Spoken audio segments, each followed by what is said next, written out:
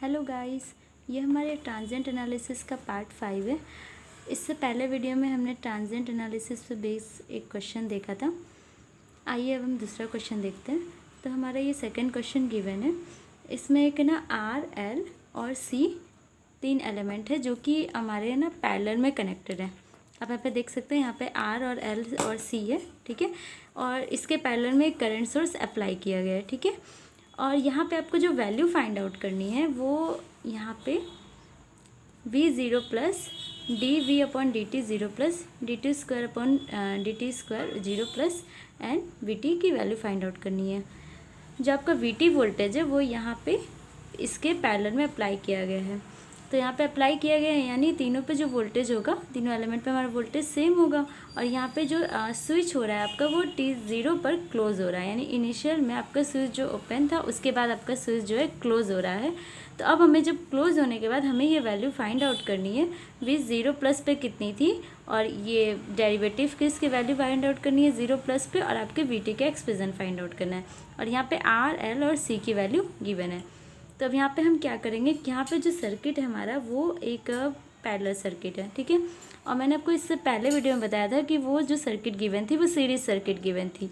जब भी सीरीज होती है तो हम KVL का यूज़ करते हैं, और जब हमारा पैरेलल सर्किट गिवन है तो हम KCL का यूज़ करेंगे।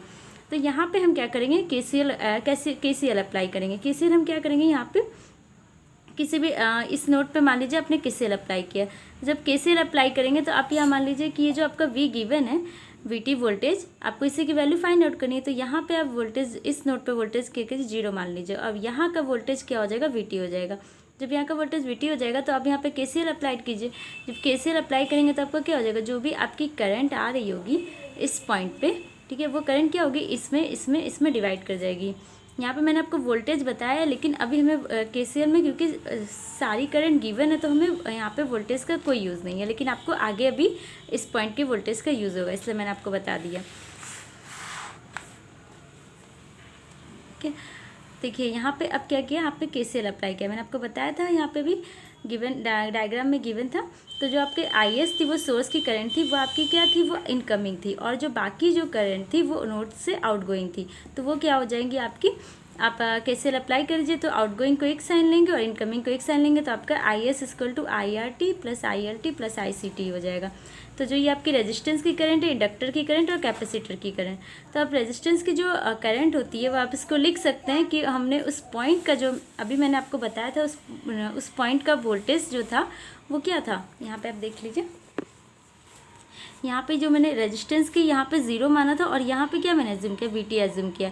तो यानी अगर हम इसको करंट के फॉर्मूला IR की वैल्यू लिखें तो हम लिख सकते हैं VT डिवाइडेड बाई R, ठीक है। उसी तरह इस पॉइंट का वोल्टेज भी, आपको इंडक्टर का भी वोल्टेज भी पता है, तो आप उसकी भी करंट का फॉर्मूला लिख लेंगे, ठीक है। तो उसी तरह हमने तीनों करंट का फॉर्मूला यहाँ पे गिवन है, ठीक है। अब यहाँ पे ILT का जो फॉर्मूला हो जाएगा, ये मैंने आपको प्रीवियस वीडियो में बताया भी है कैसे आएगा, 1/L इंटीग्रेशन ऑफ VT, जो भी इंडक्टर का वोल्टेज है, इंटू DT, ठीक है। और फिर ICT आपको पता ही है, CdV, जो भी कैपेसिटर पे जो भी वोल्टेज है उसका हम डिफ्रेंशिएशन कर देंगे, ठीक है। अब यहाँ पे क्या होगा गाइस कि अब यहाँ पे आपको अगर इसको सॉल्व करना है तो यहाँ पे इंटीग्रेशन और डिफरेंशिएशन दोनों है, ठीक है। हम दोनों को एक साथ नहीं सॉल्व कर पाएंगे, इसलिए हम क्या करेंगे, यहाँ इसको सबको एक में कन्वर्ट कर देंगे, सबका डिफरेंशिएशन में कन्वर्ट कर देंगे, क्योंकि हम ट्रांजिएंट एनालिसिस को लीनियर डिफरेंशियल इक्वेशन से ही सॉल्व करते हैं। तो जब हम इसको डिफरेंशिएशन करेंगे तो ये हमारा IS तो कांस्टेंट है, तो इसलिए इसका डिफरेंशिएशन 0 हो जाएगा। और यहाँ पे आप करेंगे तो V वेरिएबल था, तो V के रिस्पेक्ट में T के रिस्पेक्ट में V का डिफरेंशिएशन हो जाएगा, और यहाँ पे भी आपका डिफरेंशिएशन हो जाएगा, तो इंटीग्रेशन कैंसिल हो जाएगा। और फिर यहाँ पे आप करेंगे तो आपका ये, तो हमारा ये एक सेकेंड ऑर्डर का डिफरेंशियल इक्वेशन बन जाएगा। और यहाँ पे भी आप देख सकते हैं कि हमारा जो एलिमेंट्स है वो 2 एलिमेंट्स है, ठीक है, स्टोरेज एलिमेंट्स, जो हमारा इंडक्टर और कैपेसिटर है। तो यहाँ पे जो हमारी इक्वेशन बनेगी वो एक सेकेंड ऑर्डर की इक्वेशन बनेगी। अब ये second order linear differential equation बन गया। अब मैंने इसको बताया था कि आपको इसे कैसे सॉल्व करना है। देखिए मैंने यहाँ पे नोट भी किया हुआ है, यही आपकी इक्वेशन थी। अब आप इसको सॉल्व करने के लिए आप क्या करेंगे, d/dt को एक कांस्टेंट d मान लेंगे, ठीक है। और उसके बाद आप इसमें क्या करेंगे, इसकी जगह पुट कर देंगे, ठीक है। तो यहाँ पे क्या हो जाएगा, आपका d² हो जाएगा +4D हो जाएगा और +4 और VT आपका कॉमन आ जाएगा। ठीक है, अब आप इसको, ये आपका एक क्वाड्रेटिक इक्वेशन हो गया। आप इसको सॉल्व करेंगे तो इससे आपके जो रूट्स आ जाएंगे वो आ जाएंगे। यहाँ पे आपके दोनों रूट्स जो सेम है। इससे पहले वाले वीडियो में जो आपके जो मैंने सॉल्व किया था वहाँ पे आपके रूट्स डिफरेंट थे, तो वहाँ पे मैंने आपको बताया था कि जब फिर आउटपुट होता है तो उसको कैसे लिखते हैं, उसका एक्सप्रेशन। यहाँ पे सेम है, तो यहाँ पे जो एक्सप्रेशन लिखते हैं K1 + K2T e जो भी आपके रूट्स आए हैं इतना, और जो भी आपका जो वेरिएबल है, इंडिपेंडेंट वेरिएबल है, ठीक है, तो वो आपका हो जाएगा। ठीक है गाइस, ये सब आपने मैथ्स में पढ़ा होगा, लेकिन फिर भी जो जो ज़रूरत है यहाँ पे मैं आप उसको बता दे रही हूँ। ठीक है, तो यहाँ पे आपका ये हो जाएगा। ठीक है, अब हमें यहाँ पे भी VT का एक्सप्रेशन पूरी तरह फाइंड आउट नहीं हुआ है, क्योंकि अब हमें K1 और K2 के बारे में कुछ नहीं पता है, उसकी वैल्यू में फाइंड आउट करनी है, और उसके लिए भी हमें कोई इनिशियल कंडीशन कुछ भी गिवन नहीं है। तो अब हम क्या करेंगे, अब हमारा जो इसमें नेक्स्ट पूछा गया था वो पूछा गया था V0+ की वैल्यू। ठीक है, तो अब हम V0+ फाइंड आउट करने के लिए अब हम प्रॉपर्टी का यूज़ करेंगे। ठीक है गाइस, तो यहाँ पे हम क्या करते हैं, सबसे पहले t=0+ पे हम सर्किट को ड्रॉ कर लेंगे। तो जब हम सर्किट को ड्रॉ करेंगे तो आप यहाँ पे देखेंगे कि जो हम इनिशियल में क्या होता है, हमारा जो इंडक्टर होता है, जब भी हम स्विचिंग ऑपरेशन तुरंत अप्लाई करते हैं तो जस्ट उसके बाद जो हमारा इंडक्टर होता है वो ओपन सर्किट की तरह बिहेव करता है, और जो हमारा कैपेसिटर होता है वो हमारा शॉर्ट सर्किट की तरह बिहेव करता है। ये मैंने आपको पहले भी बताया था। और यहाँ से क्या आपका करंट सोर्स है। ठीक है, तो जो भी करंट यहाँ पे आ रही है क्या हो गया, उसको एक शॉर्ट सर्किट पाथ मिल गया, क्योंकि वो रेजिस्टेंस से फ्लो करेगी नहीं और यहाँ पे फ्लो करेगी, तो वह सारी की सारी करंट कैपेसिटर से होकर जाएगी। और यहाँ पे आप देख भी सकते हैं कि जो हमारा इंडक्टर है वो अपनी प्रॉपर्टी को नहीं चेंज करा है। मैंने आपको बताया था कि इंडक्टर में जो I0- की जो करंट होती है वही IS0+ पे भी होगी। तो जहाँ इंडक्टर था इससे पहले जब हमारा सोर्स, ये जो स्विच था, जब हमारा स्विच जो ओपन था, जब हमारा क्लोज नहीं हुआ था, तो कोई भी सोर्स इसमें अप्लाई नहीं हुआ था। उस समय भी जब हमारा इंडक्टर था उसमें भी करंट 0 थी। अब भी जब हम इस स्विच को क्लोज किए हैं तब भी जो हमारा इंडक्टर है वो as a open circuit behave कर रहा है, जिसकी वजह से उसमें करंट क्या है, 0 है, यानी वो उसकी प्रॉपर्टी फॉलो हो रही है। और यहाँ पे भी कैपेसिटर पे जो वोल्टेज था वो 0 था इनिशियल, पहले स्विचिंग ऑपरेशन के पहले। अब स्विचिंग ऑपरेशन के बाद भी जो हमारा कैपेसिटर पे जो वोल्टेज है वो 0 हो गया, क्योंकि वो एक शॉर्ट सर्किट पाथ हो गया।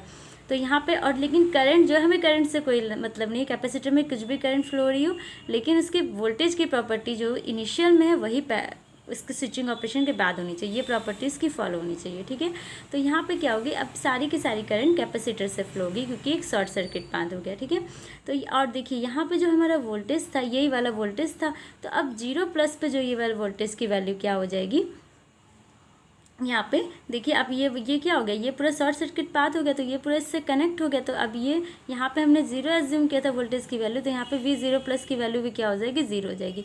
इससे हमें एक वैल्यू मिल गई V0+, जो कि यहाँ पे हमें क्वेश्चन में पूछा भी गया था कि हमें V0+ की वैल्यू फाइंड आउट करनी है, तो हमें ये एक वैल्यू मिल गई। ठीक है, अब जो हमारी सेकेंड वैल्यू थी, ठीक है गाइस, अब हम सेकेंड वैल्यू में क्या करेंगे, अपने जो कैपेसिटर है उसकी करंट का फॉर्मूला यूज़ करेंगे। जो हमारे कैपेसिटर की जो करंट होती है वो हम जानते हैं कि C/dVc/dt होती है। ठीक है, अब यहाँ पे हम क्या करेंगे, t की जगह 0+ रख देंगे। जब हम t की जगह 0+ रखेंगे तो हमारा क्या हो जाएगा, IC0+ = C/dVc0+/dt हो जाएगा। अब हमें किसकी वैल्यू फाइंड आउट करनी है, हमें जो फाइंड आउट करनी थी वैल्यू dVc0+/dt की वैल्यू फाइंड आउट करनी थी, तो हम इसकी वैल्यू फाइंड आउट कर लेंगे।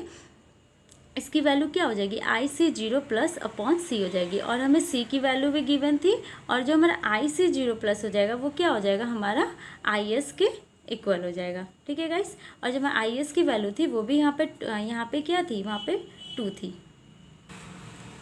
इस तरह हमारा वैल्यू जो हो जाएगी वो 1/2 हो जाएगी।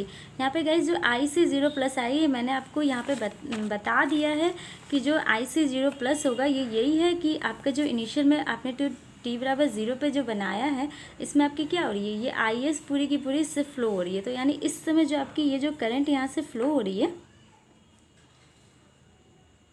ये आपकी IC0+ पे, ये क्योंकि 0+ से फ्लो हो रही है इसलिए हम इसे IC0+ भी कह सकते हैं। ठीक है, तो ये आपके किसके इक्वल है, ये आपकी सोर्स करंट के इक्वल है, इसलिए मैंने यहाँ पे सोर्स करंट लिखा हुआ है। ठीक है, उसकी वैल्यू भी हमें गिवन थी और यहाँ पे C की वैल्यू भी गिवन है, तो हमारा ये 1/2 आ गया। ठीक है गाइस, तो हमारे ये 2 वैल्यू फाइंड आउट हो गई। अब इन 2 वैल्यू का यूज़ करके हम अपनी वोल्टेज की वैल्यू फाइंड आउट कर सकते हैं, जो कि हमें वोल्टेज का एक्सप्रेशन पूछा गया है यहाँ पे मैंने यहाँ पे फाइंड आउट किया था मैंने, ठीक है, वही है जो मैंने यहाँ पे फाइंड आउट किया था, K1 + K2t e⁻² t। अब चाहे तो हम इन दो वैल्यू का यूज़ करके Vt की वैल्यू फाइंड आउट कर सकते हैं, लेकिन हमें एक थर्ड वैल्यू भी गिवन है, पहले हम उसको फाइंड आउट करना है, उसको फाइंड आउट कर लेते हैं। तो हमने ये क्वेश्चन मैंने आपको बताई थी अभी, ठीक है। आप जब डिफ्रेंशिएशन करते हो तो आपको ये क्वेश्चन मिली थी पहले ही। तो अब आपके पास Vt 0+ की भी वैल्यू पता है और dV/dt 0+ की वैल्यू पता है। आप इन दोनों की वैल्यू पहले ही फाइंड आउट कर चुके हैं। आप इन दोनों की वैल्यू पुट कर दो, इससे आपको dV/dt² 0+ की वैल्यू फाइंड आउट हो जाएगी, ठीक है गाइस। ये तीनों वैल्यू में फाइंड हो गए। अब हमें बस Vt का एक्सप्रेशन फाइंड आउट करना है। उसके लिए हमें क्या चाहिए, K1 और K2 की वैल्यू चाहिए। तो उसके लिए हम क्या करेंगे, हम दोनों इक्वेशन का यूज़ करेंगे, जो हमारे दोनों वैल्यू का यूज़ करेंगे।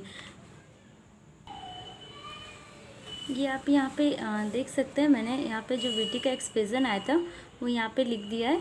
तो Vt की वैल्यू जो आई थी वो ये आई थी। अब हमें इसमें K1 और K2 की वैल्यू फाइंड आउट करनी है, लेकिन हमें अब t=0+ पे हमें Vt की वैल्यू पता है। तो V 0+ की वैल्यू जो है 0 है, ठीक है। अब वही हम इसमें पुट कर देंगे। जब हम वो यहाँ पे पुट करेंगे तो हमें जो वैल्यू मिल जाएगी वो K1 की वैल्यू जो हो जाएगी वो 0 मिल जाएगी। इससे हमें K1 की वैल्यू फाइंड आउट हो गई, ठीक है। अब हमें K2 की वैल्यू फाइंड आउट करनी है, तो इसलिए हम दूसरी वैल्यू का अपने यूज़ करेंगे। तो अब हम ये क्या करेंगे, Vt को डिफ्रेंशिएट कर देंगे t के रिस्पेक्ट में। जब हम Vt को t के रिस्पेक्ट में डिफ्रेंशिएट करेंगे तब हमारी जो वैल्यू आएगी, ठीक है, उसमें हम क्या करेंगे, t=0+ पुट कर देंगे। उस समय जो हमारी जो dV 0+/dt की जो वैल्यू थी वो 1/2 थी। अब इस 1/2 की वैल्यू को हम यहाँ पे पुट कर देंगे, तो जो हमारी एक इक्वेशन आ जाएगी K1 और K2 के फॉर्म में। और हमें पता है कि K1 की वैल्यू जो है वो 0 है। अब K1 की वैल्यू हम इसमें 0 पुट कर देंगे, तो जो हमारी K2 की वैल्यू आ जाएगी वो 1/2 हो जाएगी, ठीक है। अब हम K1 और K2 की जो वैल्यू है वो इसमें Vt के एक्सप्रेशन में पुट कर देंगे, तो जो हमारी वैल्यू आ जाएगी Vt का एक्सप्रेशन वो ½ t e⁻² t आ जाएगी, ठीक है गाइस। यहाँ पे आप देख लीजिए, आपका जो फाइनल एक्सप्रेशन आया है ये आया है। मैंने आपको सॉल्व करके बता दिया ताकि आपको इजीली समझ में आ जाए, कोई दिक्कत ना हो आप लोग को समझने में। अब यहाँ पे एक ग्राफ बनाया, हालांकि आपके ग्राफ जो है क्वेश्चन में पूछा नहीं गया था, लेकिन फिर भी इन्होंने बना दिया है, मे भी आपके एग्ज़ाम में पूछ लें, ठीक है। तो गाइज़ यहाँ पे जो आप ग्राफ बनाने के लिए देख सकते हैं, यहाँ पे दो फंक्शन है हमारा, एक t है और एक -2t है। मैंने यहाँ पे ग्राफ बना रखा है। देखिए जो हमारा t होता है वो रैम्प फंक्शन होता है, उसका ग्राफ क्या होता है, आपका कंटिन्यूसली इंक्रीजिंग होता है, ठीक है। और जो हमारा e⁻²t होता है वो हमारी जो वैल्यू होती है वो 0 पे उसकी वैल्यू 1 होती है, उसके बाद वो वैल्यू जो होती है 0 की तरफ टेंड होती रहती है, ठीक है। तो इनिशियल में क्या होगा, ये आपका ग्राफ कंटिन्यूसली इंक्रीज़ कर रहा है, तो यहाँ पे भी आपका ये वैल्यू जो होगी, ठीक है, वो आपकी इंक्रीज़ करती जाएगी, ठीक है। एक समय आएगा इंक्रीज़ करते। आप इन दोनों को क्या कीजिएगा, ये देखिए आपका दोनों फंक्शन जो मल्टीप्लिकेशन में, तो आप यहाँ दोनों वैल्यू को मल्टीप्लाई करते जाएगा। तो जब मल्टीप्लाई करते जाएंगे तो कहीं भी कोई आपका वैल्यू वो तो नहीं हो रही है। यहाँ पे भी आपकी दोनों पॉजिटिव वैल्यू है, दोनों पॉजिटिव वैल्यू जब भी आप मल्टीप्लाई करेंगे तो आपकी दोनों वैल्यू इंक्रीज़ होंगी, क्योंकि डिक्रीज़ हो नहीं सकती। तो आप यहाँ पे आपकी इंक्रीज़ होती जाएगी और एक पिक तक पहुँचेगी। उसके बाद जो आपकी वैल्यू की, क्योंकि इसकी वैल्यू तो कंटिन्यूसली इंक्रीज़ कर, लेकिन इसके बाद जाके आपकी वैल्यू जो धीरे धीरे करके 0 की तरफ टेंड हो रही है। तो यहाँ से आपकी जब वैल्यू जाके क्या होगी, जब आप बहुत ही स्मॉल से मल्टीप्लाई करते हैं तो आपकी वैल्यू डिक्रीज़ होने लगती है। तो फिर आपकी वैल्यू जो होगी डिक्रीज़ होती जाएगी और फिर ये 0 की तरफ टेंड होती जाएगी, ठीक है गाइस। ये आपका ग्राफ था।